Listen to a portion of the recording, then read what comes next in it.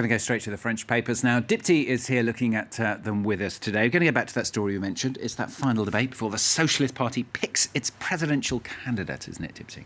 That's right. 7 candidates took part in that second debate on Sunday, Stuart, including François Hollande's former minister, Manuel Valls.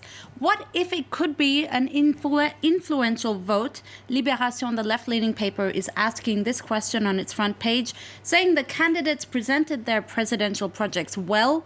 They call it a primary election that's free from Hollande, one that's raising debate around important issues in which each candidate is putting his or her own stamp on the election. Now, Le Parisien says it was more prickly than the first one. It was a more prickly debate. The paper has also graded the candidates, saying Vincent Payon won the gold star with 7.5 out of 10. They said in the previous debate he appeared too scholarly, but in Sunday's debate, Le Parisien applauds him for being more aggressive. And finally, it's a different story for Les Echos, the French business paper, which says that the primary debate really revealed just to what point the Socialist Party is in the midst of a crisis. Yeah, you found a piece in Le Figaro, haven't you? Right-wing paper, I have to stress that. But looking at how much the party's in crisis, the paper's been talking to supporters who've actually just given up and left the party. That's right. The right-leaning paper Le Figaro says more than 40,000 party supporters have left the Socialist Party since 2012. That's when François Hollande came into power. For instance, they quote one person, Danielle, a 57-year-old teacher interviewed by Le Figaro, who says that the party had veered too far to the right of the political spectrum, and that's why she left. And she criticizes what she calls an antisocial political agenda of the Socialist Party. Now, another person interviewed says she reproaches François Hollande for not honoring his promises to be a leftist president. Now, a former protege of François Hollande is getting a lot of attention right now. That's Emmanuel Macron, of course. Well, we've been hearing his name a lot in the press, a lot. He's hitting the campaign trail hard with his En Marche movement, or on the go, on the move movement. Macron, ça marche, Le Parisien says in this play on words headline, ça marche. It's working well for Emmanuel Macron, the former economy minister. He's hoping to get the support of Ségolène Royal, Hollande's former partner and ecology minister, and he's also eyeing some of Hollande's close supporters to see if they can give him their support. Now, Macron, of course, is not taking part in the socialist primary debate. He is running as an independent presidential candidate, and it's sort of that his situation is sent up, if you like, in this cartoon by Ronson, in which you see a couple watching TV. The man says, you can, for €1, you can pick a socialist candidate.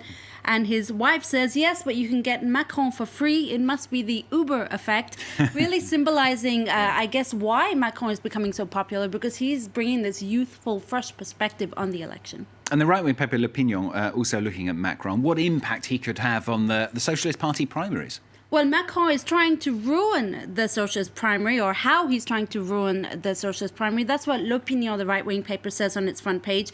In this cartoon, you see him depicted there as Lucky Luke, and the other candidates, including Arnaud Montebourg and Manuel Valls, are depicted as the Daltons or the outlaws.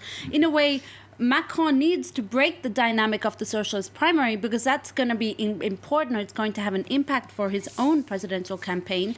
Now, he's given an interview to Le Soir, the Belgian paper, in which he says he called the primary an aberration and said it is an idea-killing machine.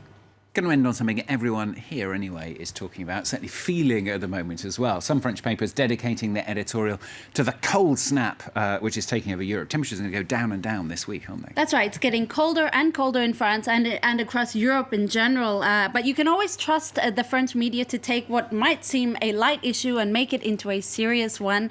Les Echos says the cold snap taking place is putting electric grids under pressure. There's not enough electricity being produced to satisfy the needs of everyone, and they're even saying people are being encouraged to limit their energy consumption. But it's not all negative. The street paper 20 Minutes says Le Foie, c'est cool. It's a bit of a cheesy headline on the front page. The paper explaining that the weather actually gives us a better morale. It makes us more tonic, and contrary to popular belief, it protects us against illnesses.